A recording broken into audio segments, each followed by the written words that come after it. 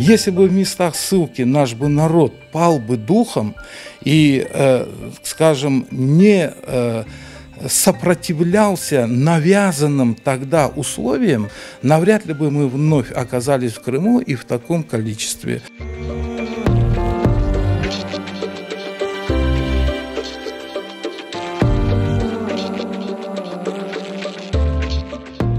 Материал очень богатый.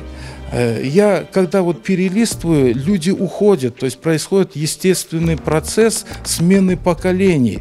И когда смотришь, сколько политиков не стало, деятелей культуры, артистов, кто-то ушел в мир иной, кто-то уже покинул сцену, а тут они живые, с горящими глазами, рассказывают о себе, о своей деятельности.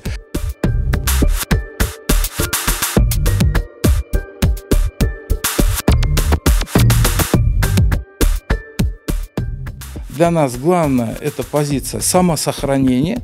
Самосохранение – это не значит бояться. Чтобы самосохраниться, надо быть сильным, чтобы уметь себя защищать. Чтобы самосохраниться, надо быть грамотным и иметь хорошую, высокооплачиваемую работу. Для этого нужны знания. Это значит, надо учиться. Вот такой наш подход. И укоренение. Укоренение, то есть в различных сферах жизнедеятельности народа представители крымских татар должны занимать достойные места. Вот это, если вкратце охарактеризовать направление нашей газеты, и мы видим именно в этом пользу для народа сегодня.